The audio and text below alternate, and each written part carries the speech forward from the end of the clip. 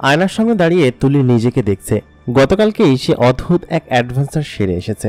তার জীবনে সে এরকম সময় কোনোদিনই কাটায়নি। তার ফুফাতো ভাইয়ের প্রেমে সে পড়ে গিয়েছে, সে ঠিক ভালোভাবেই বুঝতে পারছে। তাকে দেখে কেমন যেন তার মনের ভেতরে এক অন্যরকমের অনুভূতি হয়। গতকাল খুব চমৎকার একটি সময় কাটিয়েছে। আয়নার সামনে দাঁড়িয়ে সে মানুষের দুনিয়া থেকে আনা লিপস্টিক তার ঠোঁটে মাখতে লাগলো, কাজলগুলোও চোখে দিয়েছে। তাকে দেখতে একদম মানুষের মতোই লাগছে। সে এসব জিনিস কোনোদিন দেয়নি। এগুলো দেওয়ার পরে যেন তার সৌন্দর্য আরো কয়েক গুণে বেড়ে গিয়েছে। সে এমনিতেই খুব সুন্দর। এগুলো তার মা কখনোই তাকে দিতে দেখেনি। হঠাৎ করেই তার মা প্রবেশ করলো। তখন তুলি বলল কি যে, মা তুমি? তুলির চোখে মুখে এগুলো দেখে বলল কি যে, এগুলো কোথা থেকে নিয়ে এসেছিস? তুলি তখন বলল, আমি ফুফির বাসায় গিয়েছিলাম, ফুফিই দিয়েছে আমাকে, এগুলো ওখান থেকেই নিয়ে এসেছি। মা তখন বলল, না, ফুফি তো এগুলো তোকে দিবে না, আর এগুলো নেওয়া নিষেধ আছে আমাদের, আমরা এগুলো নেই না। তখন তুলি বলল, মা এগুলো তো আমার ভালো লাগে, আমি পড়তে পছন্দ করি। তুলি তখন বলল, আজকে থেকে তুই আর তোর ফুফির বাসায় যাবি না। ওইখানে গিয়েই তুই কেমন যেন পাল্টে গিয়েছিস, আগের মতো আর নেই। এখন আগের মতো আর পর্দা করে চলিস না। এগুলো কি পরেছিস? রাশেদের দেয়া জামাটাই পরে আছে, যেটা কিনা বসুন্ধরা শপিং কমপ্লেক্স থেকে রাশেদ তাকে কিনে দিয়েছিল। জামাটা মডার্ন ড্রেস। জামাটা দেখে তুলির মা খানিকটা অবাক হলো এবং বলল, এগুলো কে দিয়েছে তোকে?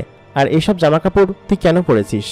তোকে বলেছি না আমরা জিনেরা যেসব জামা কাপড় পরি সেই সমস্ত জামা কাপড়ই পরবি, এগুলো কেন পরেছিস? তুলি তখন বলল, আমার এগুলো ভালো লাগে মা, সেজন্য পরেছি। তোকে এগুলো কে দিয়েছে? তুলি তখন বলল, আমি ফুফির কাছ থেকে নিয়ে এসেছি, ফুফি আমাকে দিয়েছে। ফুফি জামাকে গত ঈদে একটা জামা কিনে দিয়েছিল, সেই জামাটা পরলে তো কিছু বলো না। তুলির মা তখন জানালো, সেই জামাটা আমাদের এইখানের জিনিস দিয়ে তৈরি, আর এটা পৃথিবীর জিনিস দিয়ে তৈরি, এটা ওইখান থেকে আনা যাবে না। এগুলো যদি জিনারা দেখে তাহলে নিশ্চয়ই আমাদের উপর চাপ প্রয়োগ করবে। তোর নানু এসেছে, নানুর সঙ্গে দেখা করে আয় যা। তুলির সঙ্গে সঙ্গে দৌড়ে গেল। নানু এসেছে কোথায়? তারপর নানুর কাছে গিয়ে নানুকে জড়িয়ে ধরল। তুলি একমাত্র তার নানুর বাড়ি থেকে এই একজনকেই পেয়েছে। তার নানা তাদেরকে পছন্দ করে না, কারণ জিনেদের দুনিয়ার বিরুদ্ধে গিয়ে তার মেয়ে বিয়ে করেছিল, মানে তুলির মা, এবং একজন মানুষকে বিয়ে করেছে। তার নানা এখন পর্যন্ত মেনে নেয়নি। আর জিনেদের দুনিয়া থেকে খানিকটা দূরে এসে এই পাহাড়ের ওপর তারা বসবাস করে, একারা নিজেরাই বসবাস করে। আর তবুও জিনেরা এখানে এসে তাদেরকে মাঝে মধ্যে বিরক্ত করে। তুলির হাবভাব এবং চেহারা দেখে তার জিন নানি বুঝতে পারল যে তুলি নিশ্চয়ই প্রেমে পড়েছে। তারপর তুলিকে বলল, কি রে, কি ব্যাপার? তোকে দেখে এরকম উৎফুল্ল মনে হচ্ছে কিসের জন্য? তুই কি কারো প্রেমে টেমে পড়েছিস নাকি? এই কথা শোনার পর তুলি বলল কি যে, নানু তুমি বুঝলে কিভাবে যে আমি প্রেমে পড়েছি কিনা? তখন তুলির নানু বলল কি যে, আমি সব কিছু সবই জানি। আর কার প্রেমে পড়েছিস? ছেলেটা কে? তখন তুলি বলল কি যে, ছেলেটা হচ্ছে রাশেদ, আর ও হচ্ছে কি একটা মানুষ। এই কথা শোনার পর তুলির নানি রেগে গেল, বলল কি যে, তোর মা যে ভুল করেছে তুইও সেই ভুল করছিস, তুই একটা মানুষকে বিয়ে করবি? আমি তো ভাবলাম কোন একটা জিনকে তোকে বিয়ে দিব, আর একটা জিন পছন্দ করে রেখেছি। তখন তুলি বলল, নানু আমি কি মানুষ নাকি, আর আমি কি জিনও নাকি? আমি দুটোর সংমিশ্রণে জন্ম নেওয়া একটি সন্তান। আমার মধ্যে বিশেষ রকমের কিছু ক্ষমতা রয়েছে, কিন্তু তুমি আমাকে মানুষ এবং জিন চেনাচ্ছ, তাই না? তবে ছেলেটা খুবই ভালো। তখন নানু বলল কি যে, ছেলেটা কে রে? তুলি তখন জানালো, ওর নাম রাশেদ, ও হচ্ছে আমার বড় ফুফির ছেলে। তোমাকে বলেছিলাম না এর আগে? তখন নানু বলল, ও আচ্ছা আচ্ছা, তোর ওই বড় ফুফির ছেলে, বুঝতে পেরেছি। ছেলেটা তো খুবই ভালো, এর আগেও তাকে আমি দেখেছি। তুলি বলল কি যে, হ্যাঁ আমি তো ওকে ছোটবেলা থেকেই দেখে আসছি, ছোটবেলা থেকেই ও আমার ক্রাশ ছিল, কিন্তু ও যে এইভাবে এরকম ভাবে এখানে চলে আসবে আমি আসলে কখনো ভাবিনি। তুলির নানি তখন জিজ্ঞেস করলো, চলে আসলো মানে? তুলি তখন বলল, হ্যাঁ ও তো আমাদের এখানে এক সপ্তাহ থেকে গিয়েছে।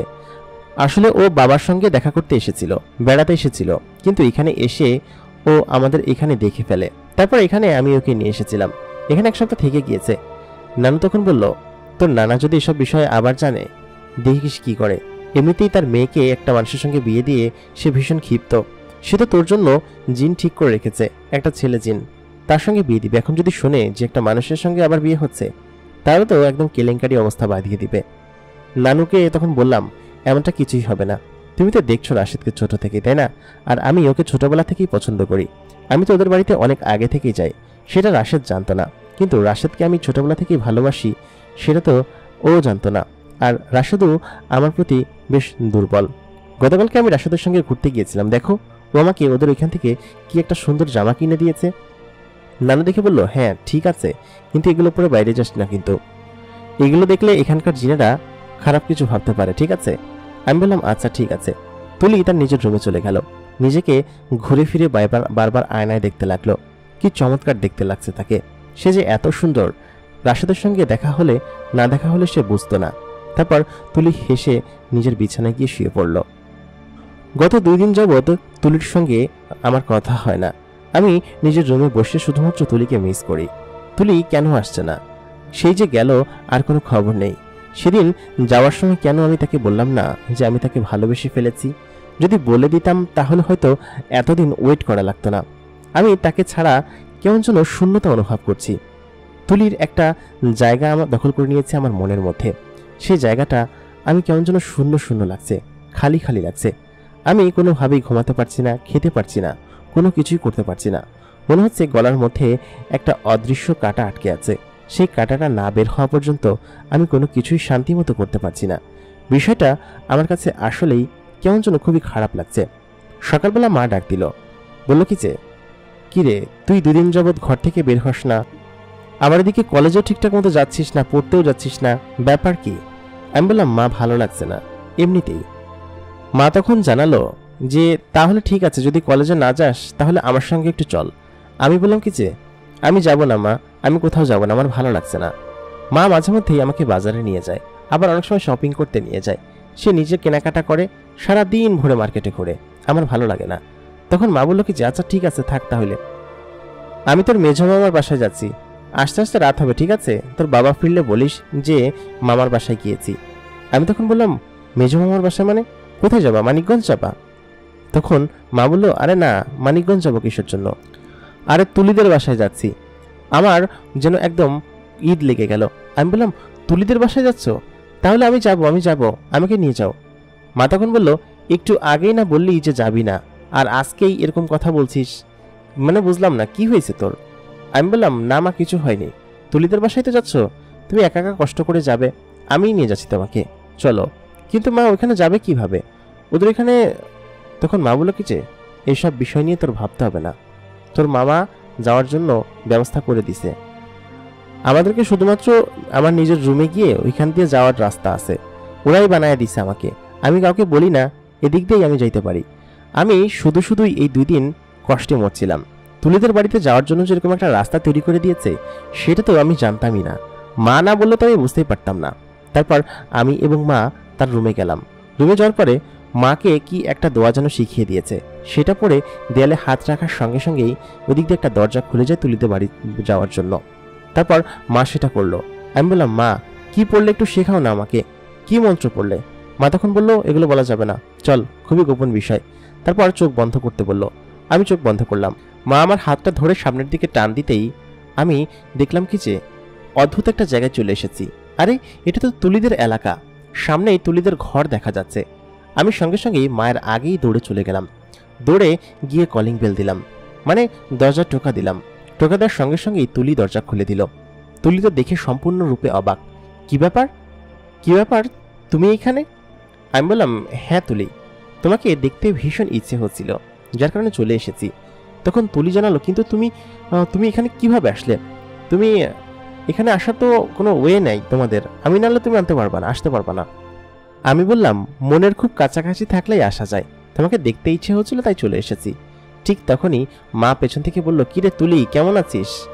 তখন তুলি বুঝতে পারলো, ও তাইলে এই ব্যাপার, ফুফির সাথে আসছো তাই না? তাই বলে তুলি আমাকে মারতে শুরু করলো। আমি দৌড়াতে লাগলাম, তুলি আমার পেছন পেছন ছুটতে লাগলো। তারপর হঠাৎ করেই সে আমাকে ধরে ফেললো। সে প্রায় আমাকে একদম কাত করে সে আমাকে মারতে লাগলো। আমি তুলির 2 হাত জড়িয়ে একদম তুলির কাছাকাছি চলে গিয়েছিলাম। তারপর যখন বুঝতে পারলো তখন সে নিজেকে সরিয়ে নিল। আমিও লজ্জা পেলাম, ও লজ্জা পেল। মা ততক্ষণে ভেতরে চলে গিয়েছে। আমি তুলিকে বললাম, তুলি তোমাকে ছাড়া যেন আমার কিছুই ভালো লাগছিল না, এমনটা কেন হচ্ছিল বলো তো? তুলি বলল, আমারও কেমন যেন তোমাকে ছাড়া একদমই ভালো লাগে না। দুজনের খুব কাছাকাছি চলে এসেছিলাম। ঠিক তখনই মা ভেতর থেকে ডাক দিল, কি রে, তোরা এখনো বাইরে দাঁড়িয়ে আছিস কিসের জন্য? আমি সঙ্গে সঙ্গেই ভেতরে চলে গেলাম। তুলি আমার পেছন পেছন আসতে লাগলো। তারপর মা এবং সবাই মিলে কথা বলতে লাগলো। আমি এবং তুলি তার রুমে বসেছিলাম। তুলিকে বললাম কি ব্যাপার, তুমি কেমন আছো? 2 দিন কোনো খোঁজ নেই তোমার। তুলি তখন বলল, আমিও ভাবছিলাম যে একটু যাব, কিন্তু মা তো ঘর থেকে বেরই হতে দিচ্ছিল না, যার কারণে আর বের হওয়া হয়নি। তবে তুমি চলে এসেছো, বেশ ভালো হয়েছে। চলো আমরা একটু বাইরে ঘুরতে যাই, একটু পরেই আব্বা চলে আসবে, তারপর আর বের হতে পারবো না। আমি বললাম, কোথায় যাবা? তুলি বলল এই তো একটু পাশেই যাব। 2 দিন একদমই বের হওয়া হয়নি, তুমি এসেছো ভালোই হয়েছে, চলো বাইরে থেকে একটু ঘুরে আসি। তারপর তুলি তার মায়ের কাছ থেকে শুনে বাইরে আসলো। মা এবং মামি তখন কথা বলছিল, সঙ্গে তুলির নানিও ছিল। আমি এবং তুলি বাইরে বেরিয়ে আসলাম। বাইরে বেরিয়ে এসে সেই গাছটার নিচে বসেছিলাম, যে গাছটার নিচে এর আগেও আমি এবং তুলি শুয়েছিলাম। হঠাৎ করেই আমি তুলিকে বললাম, তুলি, আমি তোমাকে একটা কথা বলতে চাই। তুলি তখন বলল, কি কথা? আমি বললাম, আমি তোমাকে ভালোবাসি। আমি যে এত সাহস নিয়ে তুলিকে কথাটা বলতে পারলাম, সেটা আমি নিজেও বিশ্বাস করতে পারছিলাম না। তারপর তুলি হঠাৎ করে উঠে বসলো। তুলি আমার দিকে তাকিয়ে আছে। তারপর খানিকক্ষণ চুপ থাকলো। আমি বললাম, ভুল হয়ে গিয়েছে, আমাকে মাফ করে দাও, আমি আসলে বলতে চাইনি। তুলি তখন আমার দিকে তাকালো, তাকিয়ে বলল তুমি আমার মনের কথা বলে দিয়েছ। আমি তোমাকে সেই ছোটবেলা থেকে দেখে আসছি, তখন থেকেই তোমাকে আমার পছন্দ হয়, কিন্তু কখনো ভালোবাসার কথা বলতে পারিনি।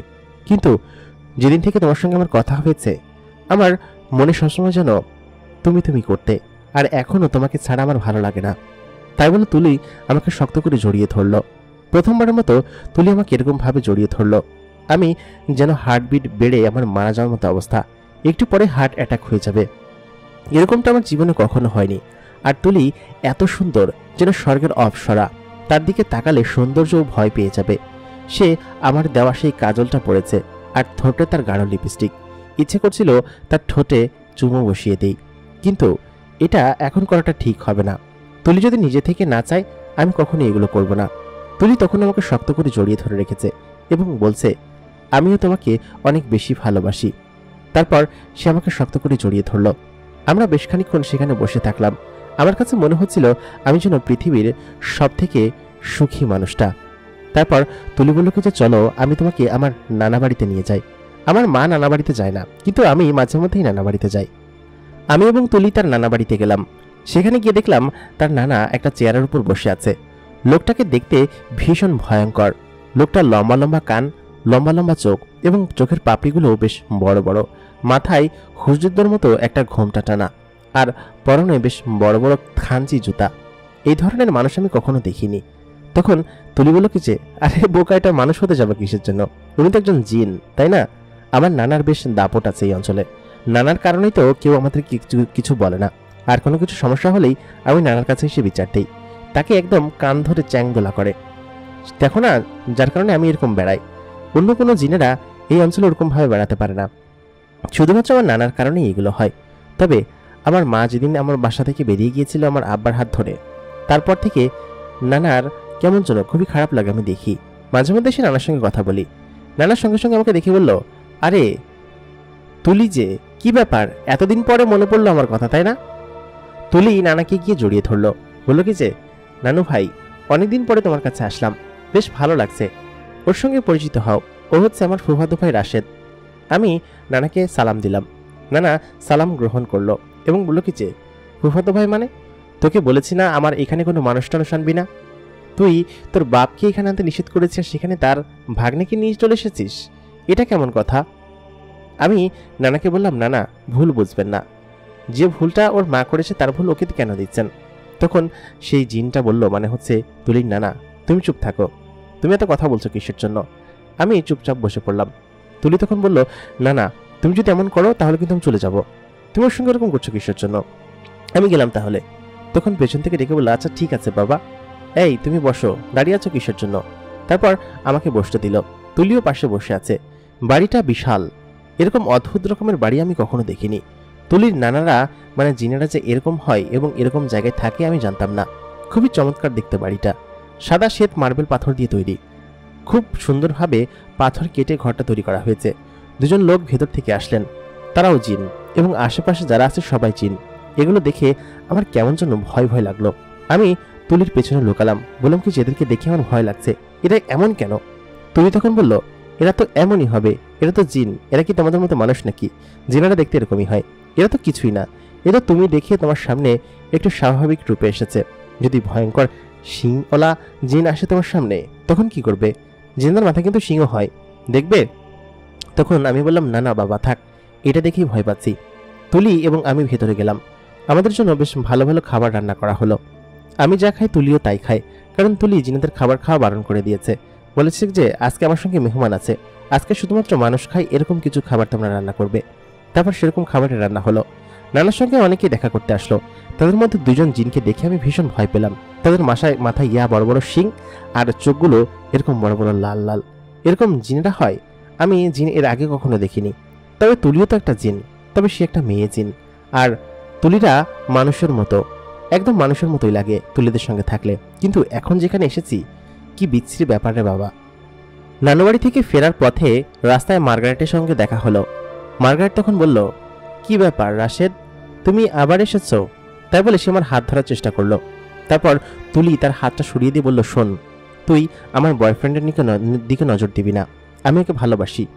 মার্গারেট তখন বলল, তুই যে ওকে ভালোবাসিস সেটা অনেক আগে থেকেই জানি। তুই যাতে ওকে প্রপোজ করতে পারিস সেই জন্যই আমি ওকে এতটা কাছাকাছি গিয়ে তোকে জেলাস ফিল করিয়েছি, বুঝছিস? তুই তো ভিতর টিম, অনেক আগে থেকেই বলতি যে তুই ওকে পছন্দ করতি, তুই ওকে ভালোবাসার কথা বলেছিস না সাহস করে। তখন তুলি বলল, না ওই আমাকে বলেছে। তখন মার্গারেট বলল, ছি, তোমার প্রতি ঘৃণা হচ্ছে। তুমি জানো ও তোমাকে কবে থেকে ভালোবাসে? শুধু বলতে পারতো না, আর তোমার সঙ্গে তো কথাই হয়নি, তুমি আগে বলে দিলে তোমরা ছেলেরা আসলে না। তখন তুলি বলল কি যে যাই হোক ঠিক আছে। তারপর মার্গারেটকে বাই বলে আমরা চলে আসলাম।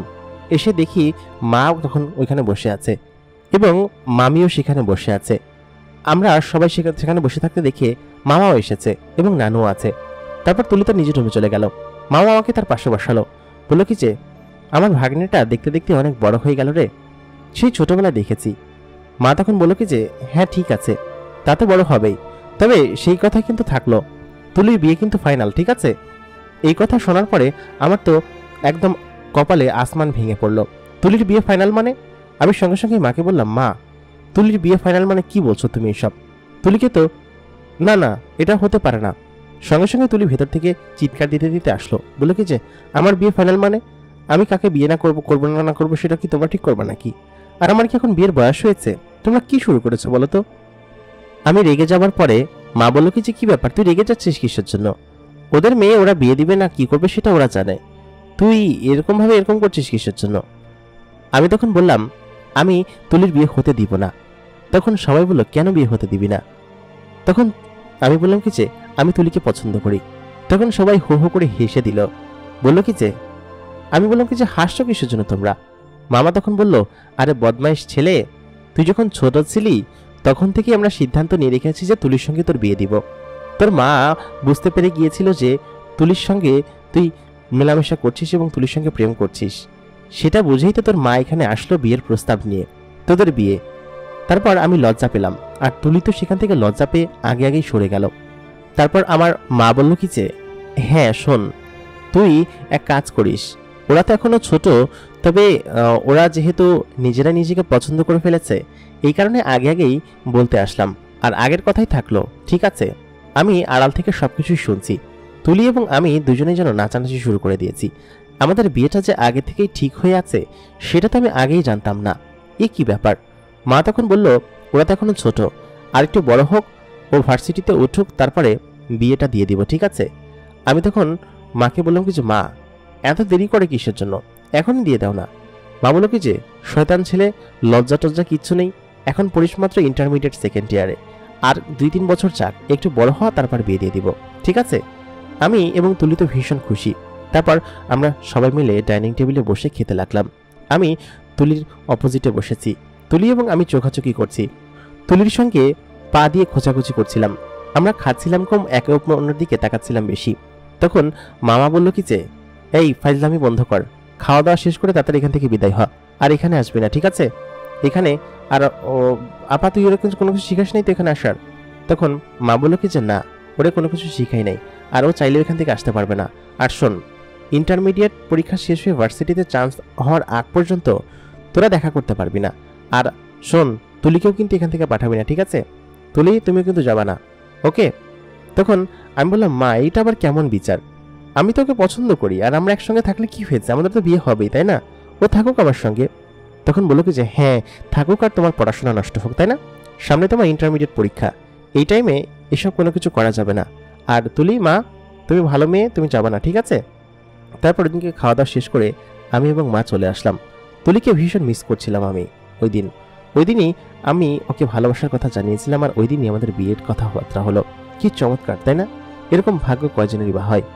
মাঝখানে বেশ কয়েকদিন সময় কেটে গেল। তুলি মাঝে মধ্যে লুকিয়ে লুকিয়ে আসতো। আমি সারা রাত ভরে তুলির সঙ্গে গল্প করতাম। আমি ওর কোলের মধ্যে শুয়ে আমার মাথায় হাত বুলিয়ে দিত, আর আমরা গল্প করতাম। যদিও লুকিয়ে লুকিয়ে আসতো, কিন্তু এরকমটা আসা তো নিষেধ ছিল না, তাই না? তবুও লুকিয়ে লুকিয়ে আসতো, যদি দেখে ফেলতো কৈফিয়ত তো দিতে হতো। প্রত্যেকদিন আমার যেদিন যেদিন পরীক্ষা ছিল সেদিনই ও আমার কাছে আসতো, এসে আমাকে সান্ত্বনা দিত, বলতো কোনো কিছু হবে না, পড়াশোনা করো ঠিক মতো, ঠিক আছে? আর আমার মাথায় হাত বুলিয়ে দিত, আমাকে চুমু খেত, তারপর এখান থেকে চলে যেত। কি চমৎকার সময় কাটছিল। এরপর আমাদের ইন্টারমিডিয়েট পরীক্ষাটা শেষ হলো আমার আর কি। পরীক্ষা শেষে যখন রেজাল্ট আসলো, খুব ভালো রেজাল্ট করলাম। এরপরে ছিল ভার্সিটিতে চান্স পাওয়ার এক মহাযুদ্ধ। আমি ভার্সিটিতে চান্স পাওয়ার জন্য পড়াশোনা করতে লাগলাম। মাঝখানে 2-3 মাস তুলির সঙ্গে ভালো মতো কথা বলতে পারিনি, কারণ ইন্টারমিডিয়েট পরীক্ষা আর ভার্সিটি অ্যাডমিশন পরীক্ষা তো আর এক হয় না। আমাকে খুব মেহনত করতে হবে, কারণ হচ্ছে মা বলেছে ঢাকা ইউনিভার্সিটিতে চান্স না হলে আমাকে কোনোভাবেই তুলির সঙ্গে বিয়ে দিবে না। এটা বলেই সে আমাকে এরকমভাবে পড়ার টেবিলে বসিয়ে রেখেছে। তুলি ওদিন রাত্রেবেলা আসলো, এসে আমাকে বলল, কি ব্যাপার, এত পড়াশোনা করছো, চলো আমরা একটু ঘুরে আসি বাইরে থেকে। আমি বললাম, না না, এখন যেতে পারবো না, এখন আমার পড়া আছে, আগামী পরশুদিনই আমার পরীক্ষা। এই ভার্সিটির ভর্তি পরীক্ষার টাইমে আমি এখন কোথাও যেতে পারবো না। তুলি তখন ভীষণ রাগ করলো, বলল কি যেতে পারবা না? তুমি আমার কথা এরকমভাবে উপেক্ষা করতে পারলে? আমি চলে যাচ্ছি। আমি বললাম, ঠিক আছে, যাও যাও, এখন বিরক্ত করো না তো। তুলির সঙ্গে এই প্রথম রোড ব্যবহার করলাম, কারণ আর মাত্র 3 দিন বাকি আছে ঢাকা ইউনিভার্সিটির পরীক্ষার। এই সময়ে যদি তুলির সঙ্গে যাই, আমার আর আসতে ইচ্ছে করবে না, ওর সঙ্গেই থাকতে ইচ্ছে করবে, যার কারণে আমি ওকে তাড়িয়ে দিলাম। তুলি ভীষণ রাগ করেছে সেটা বুঝতে পেরেছি, কিন্তু কিছু করার নেই। 3 দিনও ওর সঙ্গে আমার কোনো কথা হয়নি, আর ও আসেনি। আমার 3 দিন পরে ভার্সিটির পরীক্ষা হলো। তারপর আমি তাকে খুঁজতে লাগলাম, কিন্তু মাকে বললাম কিছু, মা আমি তুলির কাছে যাব, আমাকে একটু ওইখানটায় দিয়ে আসবা। মা কোনোভাবেই রাজি হলো না, বললো এটা সম্ভব না, এখন যেদিন তোর বিয়ে হবে সেদিন এটা খুলে দিব, তাছাড়া এখন আমি তোকে নিয়ে যেতে পারবো না। মাকে অনেক রিকোয়েস্ট করার পরেও সে কোনোভাবেই এটা করলো না। তুলি আমার উপর রাগ করে আছে। আমি কিভাবে তুলির সঙ্গে দেখা করি সেটাই বুঝতে পারছিলাম না। মাঝখানে আমার রেজাল্ট হলো, কিন্তু তুলি যে এত পরিমাণ ফাজিল, ও আমার সঙ্গে প্রত্যেক দিনই দেখা করে, কিন্তু আমার সামনে আসে না, এবং আমাকে দেখে যে আমি কিভাবে ওর জন্য কষ্ট পাচ্ছি। কি ফাজিল মেয়ে। একদিন রেজাল্ট পাওয়ার পরে আমি ভর্তি হয়ে আমার নিজের বিছানায় শুয়ে আছি। প্রায় 15-20 দিন তার সঙ্গে আমার কথা হয় না। সে 15-20 দিন পরে এসে বলে, কি ব্যাপার, এতদিন ভালোই শাস্তি দিলাম, তাই না? আমি তখন বুঝতে পারলাম যে এতদিন আমার কাছেই ছিল এবং আমার আশেপাশেই ছিল, আমি ওকে দেখতে পাইনি। আমি বললাম, পড়ি বলে এই সুবিধা নিচ্ছ, তাই না? অদৃশ্য হতে পারো, নিজে নিজে উঠতে পারো, ঠিক আছে, ভালো কথা, আমিও তোমার সঙ্গে কথা বলবো না। আমি রাগ করে মুখ ফিরিয়ে নিলাম। তুলি বলো কি, ওরে আমার সোনাটা রাগ করেছে, তাই না? দেখি এদিকে ফেরো। আমি বললাম, আমি তোমার সঙ্গে কথাই বলবো না। তুমি এমনটা কিভাবে করতে পারলে আমার সঙ্গে? তুমি জানো আমি কতটা কষ্ট পেয়েছি কয়েকদিনে? তুলি তখন জানালো, কষ্ট পেয়েছি। তারপর তুলি আমাকে তার দিকে ফিরিয়ে নিল।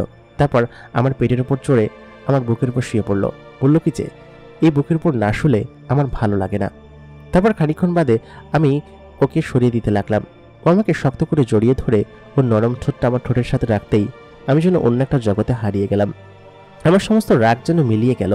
আমি বললাম, এগুলো করেই তো আমাকে বশ করে ফেলো, তাই না?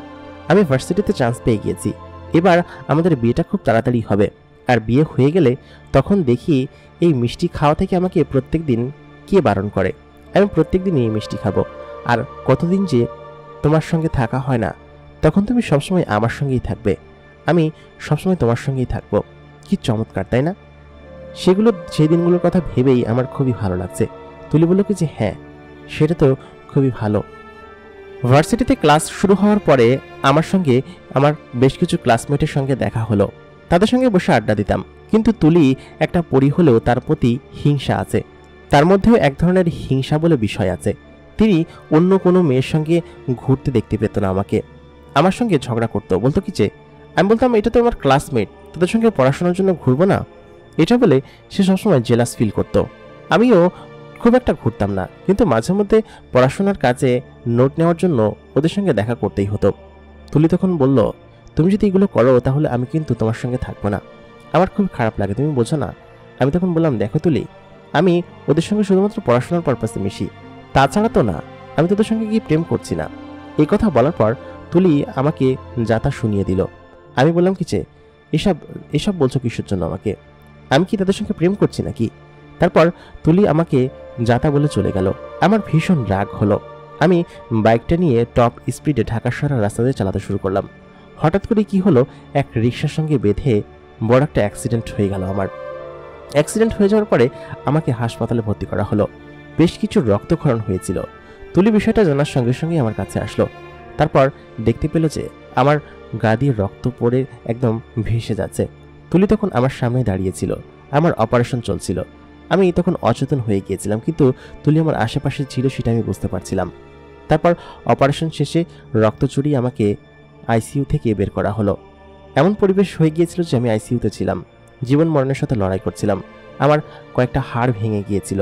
আমি বেশ অচেতন অবস্থায় কয়েকদিন ছিলাম। তারপর তুলি আমার কাছে আসলো একদিন, আমার জ্ঞান ফিরল। সে আমাকে বলল, আমি তোমাকে আর কোনোদিন কোনো খারাপ কথা বলবো না। আসলে আমি তোমাকে কখনো হারাতে চাই না, যার কারণে আমি সবসময় তোমার আশেপাশে থাকি, যেন তোমার আশেপাশে কেউ না চলে আসে। এই কারণে আমি খুব ভয় পাই। আমি আর কখনো তোমাকে কিছু বলবো না, তুমি যা ইচ্ছো তাই করো। আমি বুঝতে পেরে গিয়েছি তুমি আমাকে কতখানি ভালোবাসো, আর ওই মেয়েগুলোর সঙ্গে ঘোরাফেরা করো, সমস্যা নেই। আমি আর কোনো কিছু করব না, ঠিক আছে? আমি বুঝতে পেরেছি। আমি তখন শুধুমাত্র তার কথাগুলো শুনছিলাম, কারণ অনেক বড় একটা অ্যাক্সিডেন্ট হয়ে যাওয়ার পরে আমি ঠিকমতো কথাও বলতে পারতাম না। আমার মুখ কেটে গিয়েছিল, ঠোঁট কেটে গিয়েছিল, তারপর হাত নাড়াতে পারতাম না। বড় একটা অপারেশন হয়েছে। মাঝখানে তুলি আমার জন্য অনেক কান্না করেছে, অনেক নামাজ পড়েছে, আমার জন্য দোয়া করেছে যেন আমি সুস্থ হয়ে উঠি। তুলি যে আমাকে কতখানি ভালোবাসে সেগুলো দেখেই আমি বুঝতে পারি। তারপর বেশ কিছুদিন পরে আমি সুস্থ হলাম। আমি বাসায় গেলাম। আমি নড়াচড়া করতে পারতাম না। ওই সময়টাতে তুলি সবসময় আমার সঙ্গে থেকেছে, আমাকে সেবা করেছে। এমনও দিন গিয়েছে যে দিনরাত না ঘুমিয়ে না খেয়ে আমার সেবা করেছে, আমার সমস্ত কিছু করেছে। মেয়েটা যে আমাকে এত পরিমাণ ভালোবাসে সেটা আমি আগে বুঝতাম না। ভালোবাসে বলেই হয়তো অন্য কেউ আমার আশেপাশে আসুক সেটা ও চায় না। তারপর বেশ খানিকটা পরে আমি সুস্থ হয়ে উঠলাম। আমার ভার্সিটির সেকেন্ড ইয়ার পার হয়ে গেল। মাঝখানে আমি যখন পরীক্ষা দিতে যেতাম ও আমাকে সঙ্গে করে নিয়ে যেত, আর আমি পড়াশোনা করতে পারিনি বলে মাঝখানের কিছু পড়া ও আমাকে বলে দিত। যেহেতু অদৃশ্য হতে পারত, সেটা আমাকে অনেক হেল্প করেছে পড়াশোনার বিষয়ে, আবার লিখেও দিত। কিন্তু স্যাররা বিষয়টা বুঝতে পারতো না, আর আমার সঙ্গে যে একটা পড়ি আছে সেটা তো আর কেউই জানতো না। তারপর আমি যখন সম্পূর্ণরূপে সুস্থ হলাম, আমি বললাম কি যে, আমি তোমাকে বিয়ে করব, খুব শীঘ্রই বিয়ে করব। তারপর সেই দিনটা চলে আসলো যেদিন আমাদের খুব ধুমধাম করে বিয়ের অনুষ্ঠান হলো। মাঝখানে তো আমি প্রায় মারাই যেতাম। যদি মারা যেতাম তাহলে হয়তো তুলির সঙ্গে আমার আর কোনোদিন দেখা হতো না। এই জন্য আমি তার সঙ্গে আর থাকতে পারতাম না। বিয়ের দিন সমস্ত কিছু কমপ্লিট হলো। তুলিদের বাড়িতেই বিয়ের আয়োজন করা হয়েছিল। সেখান থেকে তুলিকে যখন বউ সাজিয়ে আমাদের বাড়িতে নিয়ে আসলাম, তখন আমার ঈদ লেগে গিয়েছিল। এত সুন্দর লাগছিল তুলিকে, একদম মানুষের সাজে, মানে বাঙালি সাজে এত চমৎকার লাগছিল। প্রথমবারের মতো সে বেনারসি শাড়ি এবং একটা মানুষের মতো সাজলো, দেখে মনে হচ্ছিল আসলেই সুন্দরের অপ্সরা যেন সে। তারপর তুলি এবং আমি বাসর ঘরে বসে আছি। আমার যেন বিশ্বাসই হচ্ছিল না যে যাকে আমি ভালোবাসি সে আমার বিছানায় বসে আছে, আমার সঙ্গে আমরা বাসর করছি একসঙ্গে। তারপর তুলিকে আমি শক্ত করে জড়িয়ে ধরলাম। তারপর ডুবে গেলাম ভালোবাসার অতল গহ্বরে। এই দিনটার জন্য হয়তো এত বছর অপেক্ষা করেছিলাম। আমরা একসাথে থাকবো, বিয়ে করব, সংসার করব, এবং সেদিনের পর থেকে এখন পর্যন্ত আমরা সুখে শান্তিতে বসবাস করছি। তুলিকে আমি ভীষণ পরিমাণ ভালোবাসি, তুলিও আমাকে ভালোবাসে। সবাই আমাদের জন্য দোয়া করবেন যেন আমরা আজীবন এরকমভাবে একসাথে মিলেমিশে থাকতে পারি এবং একসাথে জীবন কাটাতে পারি। আমাদের খুব দ্রুতই একটা সন্তান আসতে চলেছে। সবাই আমাদের জন্য দোয়া করবেন এবং ভালো থাকবেন সবাই। প্রিয় দর্শক, আমাদের এই সিরিজ গল্পটি আপনাদের কাছে কেমন লাগলো কমেন্ট করে জানাতে ভুলবেন না। এতক্ষণ কণ্ঠে আমি ইমরান আপনাদের সঙ্গে ছিলাম। আশা করি গল্পটি আপনাদের কাছে ভালো লেগেছে। ভালো লাগলে কমেন্ট করে জানাবেন, বেশি বেশি করে কমেন্ট করবেন, একটা জায়গায় 10টা কমেন্ট করবেন, ভিডিওতে বেশি বেশি করে এঙ্গেজমেন্ট দিবেন, রিচ দিবেন, তাতে করে আমাদের অডিয়েন্সের সংখ্যা বাড়বে এবং আপনারাও শুনে বেশ মজা পাবেন এবং আমরাও এত কষ্ট করে ভিডিও বানাই, সেই ভিডিওর আমরা একটু বেশি বেশি করে ভিউ পাবো এবং এঙ্গেজমেন্ট পাবো। তো আশা করি ভিডিওটা ভালো লেগেছে। আমাদের সঙ্গে থাকবেন, নিয়মিত গল্পে আবার দেখা হবে আপনাদের সঙ্গে। আপনাদের জীবনে যদি কারোর জীবনে যদি এরকম কোনো ঘটনা ঘটে থাকে, সত্যিকারের ঘটনা, ভৌতিক ঘটনা, আমাদেরকে লিখে জানাতে পারেন। আমাদের ফেসবুকের পেজের ঠিকানা এবং ইমেল অ্যাড্রেস, যেখানে কিনা আপনারা গল্প লিখে পাঠাতে পারেন, সেই ইমেল অ্যাড্রেস এবং ফেসবুক পেজের ঠিকানা ভিডিও ডিসক্রিপশনে দেওয়া থাকবে। আপনারা সেখান থেকে চাইলে আপনাদের জীবনের ঘটনা পাঠাতে পারেন। আপনারা দেখছিলেন দ্য মেগা বক্স। এতক্ষণ কণ্ঠে আমি ইমরান আপনাদের সঙ্গে ছিলাম। ঠিক আছে, দেখা হবে পরবর্তী এপিসোডে। ততক্ষণ পর্যন্ত ভালো থাকবেন, সুস্থ থাকবেন এবং এই গল্পের পূর্ববর্তী এপিসোডগুলো যারা এখন পর্যন্ত দেখেননি তারা দেখে আসুন। ধন্যবাদ সবাইকে।